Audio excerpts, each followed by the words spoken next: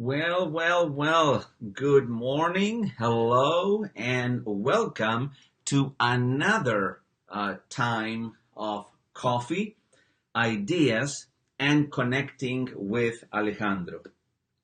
And my name is Alejandro Tornato, and I am a certified speaker, coach, and trainer with the John Maxwell team. I am also the owner and the founder of alejandrotornato.com, a catalyst for life transformation through personal growth, professional development, and leadership training. And I'm so happy to be once again on this Saturday early morning, sharing and connecting with all of you. But before we start the lesson of today, since this is coffee, ideas, and connection, then there is coffee present. So, cheers to all of you coffee drinkers in Facebook. And let me just take a little sip of coffee. Ay, ay, ay, ay, ay. I will never stop repeating the same thing. Coffee gets better every single time. I love a good cup of strong coffee in the morning. Now, the lesson for today is titled Victimhood versus Leadership. Victimhood versus leadership.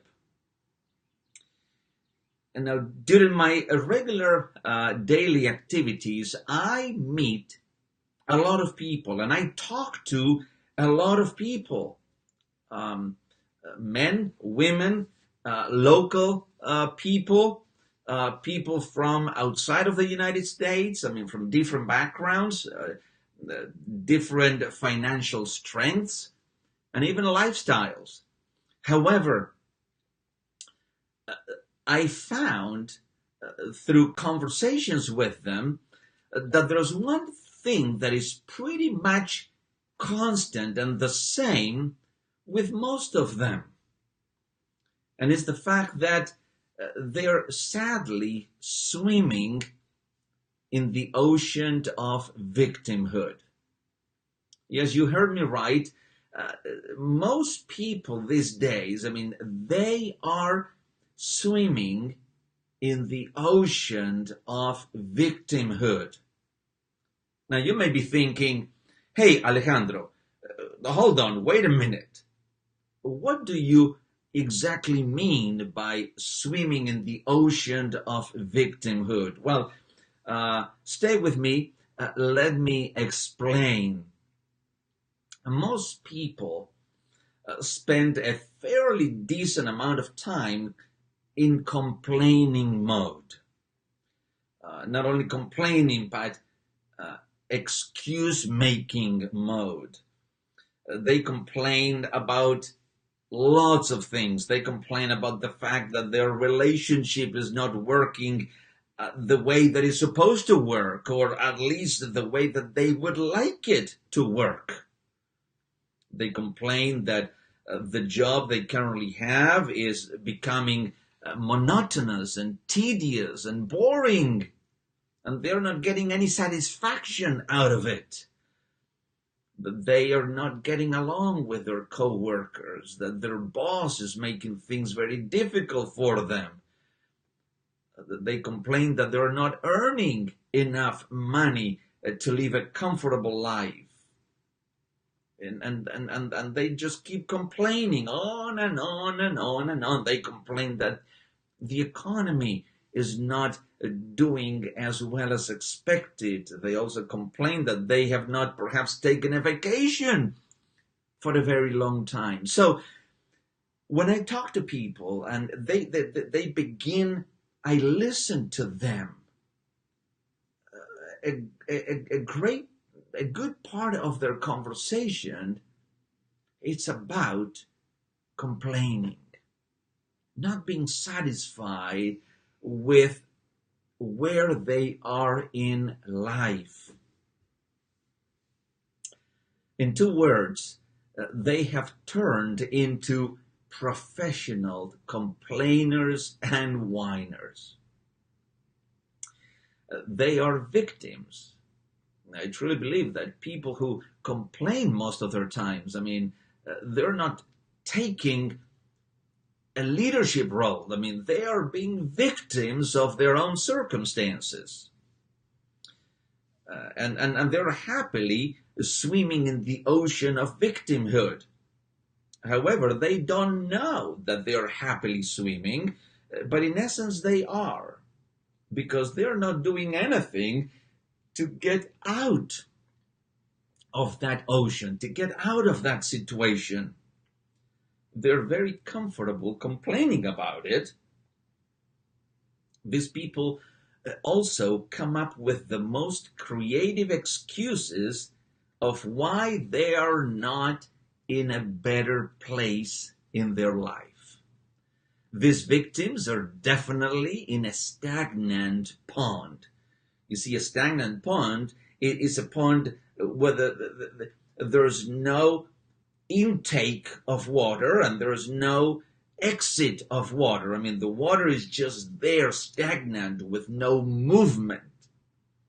And pretty soon, what happens in a stagnant pond is that water begins to stink, to smell. What happens with a river? That water is continuously flowing. Water is crystal clear. Water is nice, even nice to drink. But don't you dare drink water out of a stagnant pond.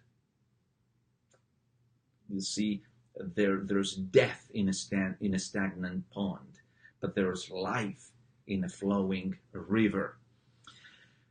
Now, I love what author Robin Sharma says about growing. He says, you don't really grow unless you take some risks. And people who are living in the mindset or mentality of victimhood, they do not take any risks. Now, do you know people like that? Have you met people like that? Even recently, have you met people who live that way, who think that way?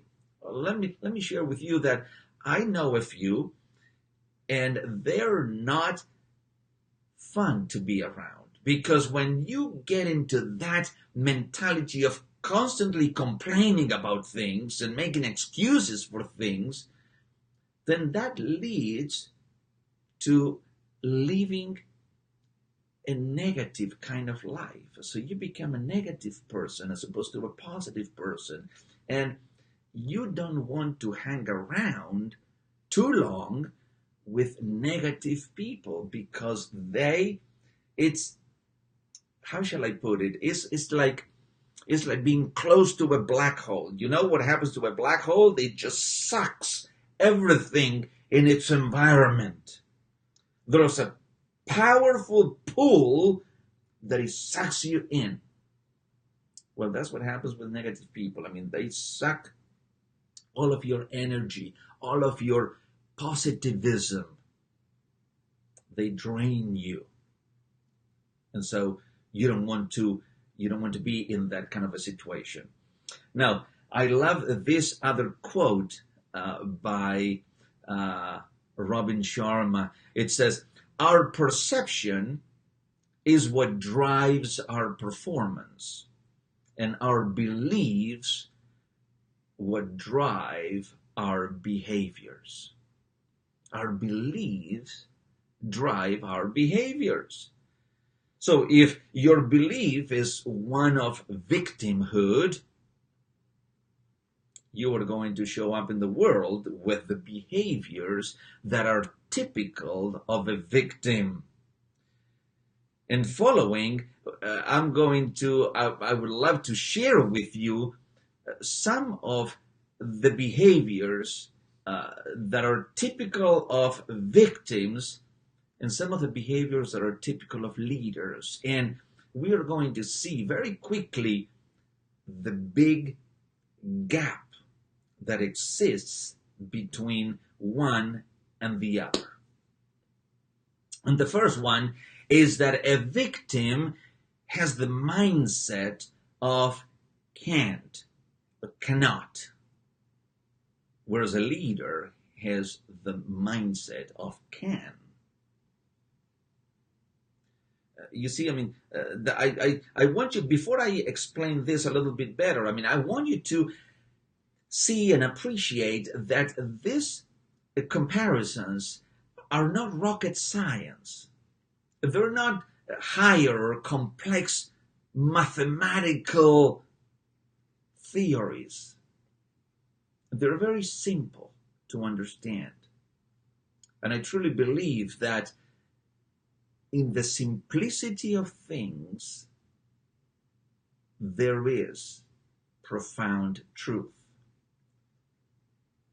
It's not in very complex ideas, but it is in the very simple things of life. In simplicity of things, we can find profound truths.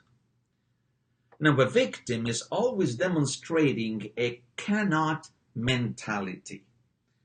They don't have the necessary education, or they don't have enough experience when tackling a new thing or a new task. It's always, I can't do this. I cannot help you, Mr. Customer, Mr. Client.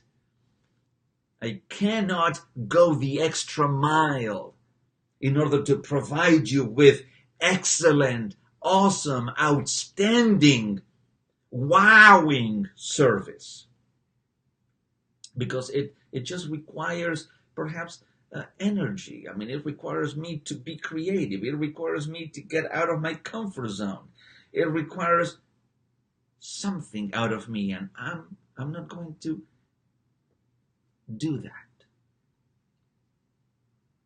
So that's the cannot mentality. Now, on the other hand, a leader has always the mindset of can. He or she will always find a way to perform the task that needs to be done.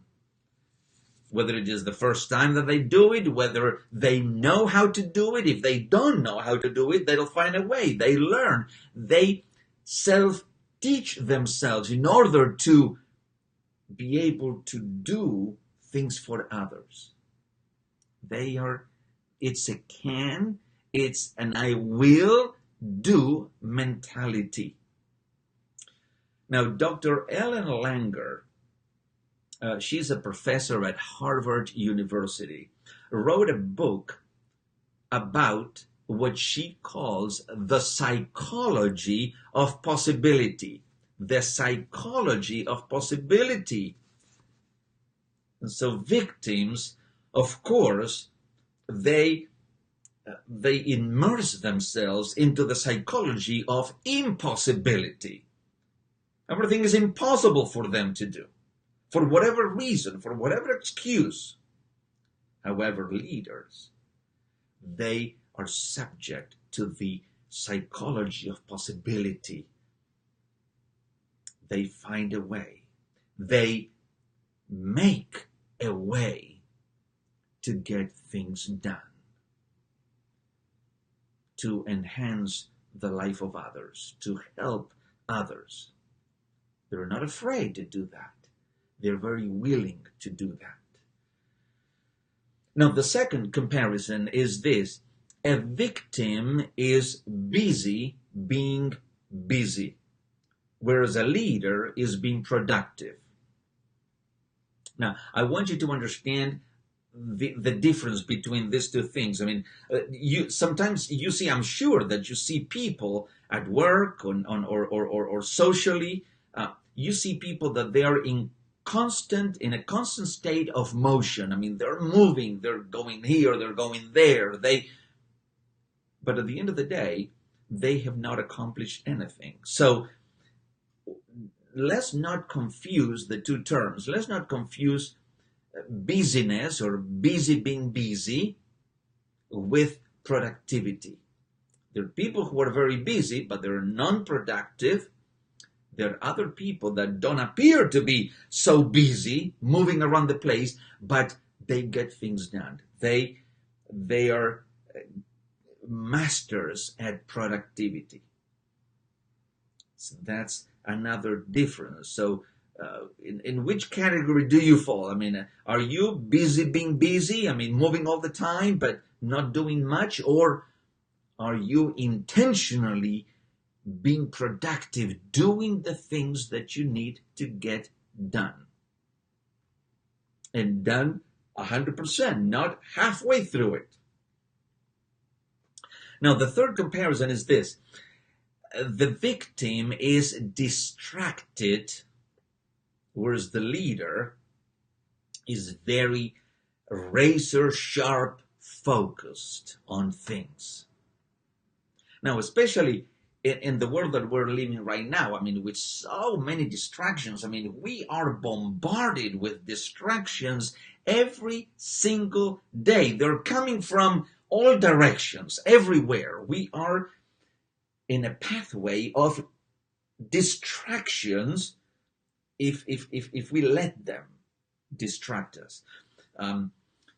Emails, texting, social media, notifications on the phone. There are some people that they cannot live without every notification that comes into their phones. I mean, boom, I mean, they are checking. And so what happens is that you are constantly distracted with things, with external things coming to you. You cannot concentrate on the work that you need to get done.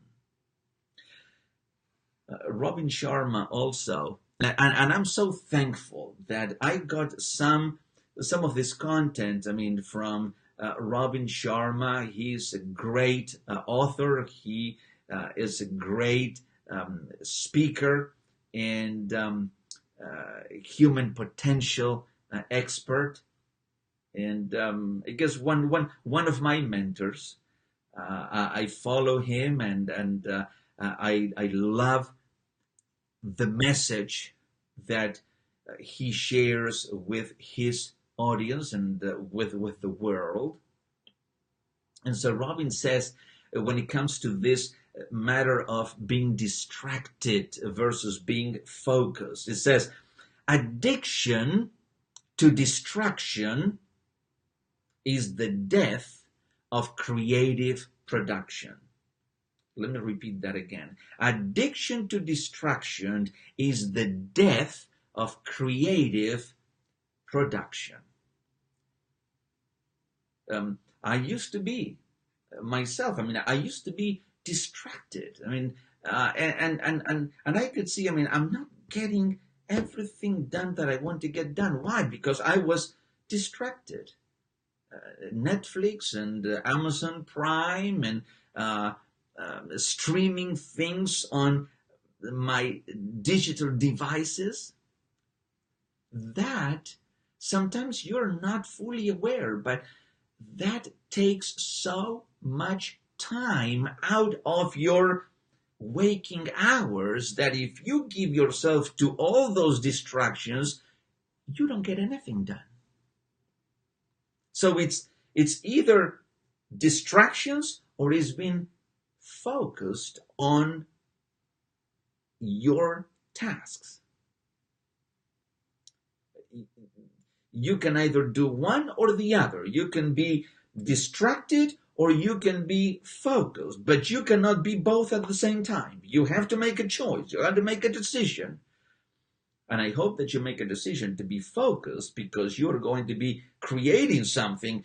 There's another book that comes to mind that I read a while ago. It's called Flow. If you want to be in a state of flow, and being in a state of flow is being in a state of creation of new things.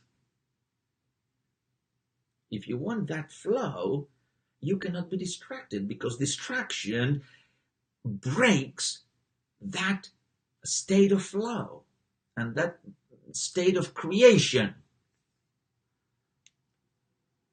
So you have to be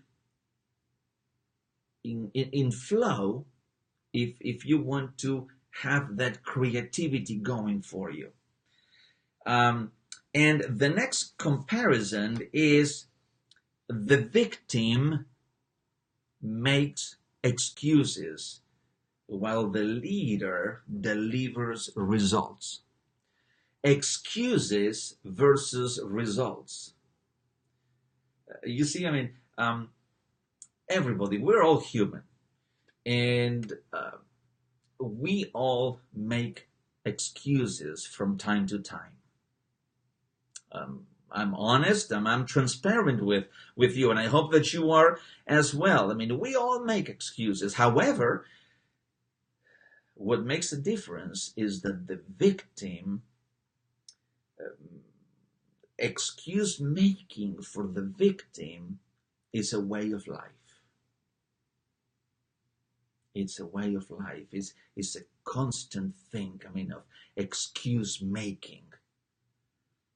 Now, the leader is given to results. And that's why you have leaders in companies. One of the reasons that they are promoted, I mean, to higher leadership positions is because they are results oriented. A company doesn't want someone up in their leadership levels not to be producing results. On the contrary, I mean, you have to produce results. That's what's all about. That's the name of the game. You have to be producing results. And that's what a leader does.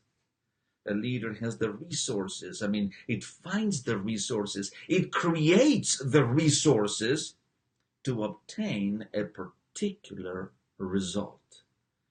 It doesn't get defeated, or it doesn't make excuses why things did not work. A leader makes things work because it finds the way to make them work.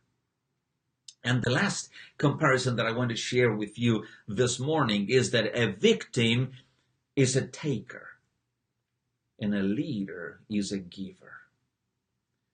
A taker versus a leader. You see, when you hear people saying all the time and under any circumstance, what's in it for me? What's in it for me? What am I taking? What can I receive more of? Well, that's the mentality and the mindset of a taker, of a receiver. And that's what a victim is. You see, what can I get more of without giving as much? What can I get for me without giving back? That's the mentality of victimhood.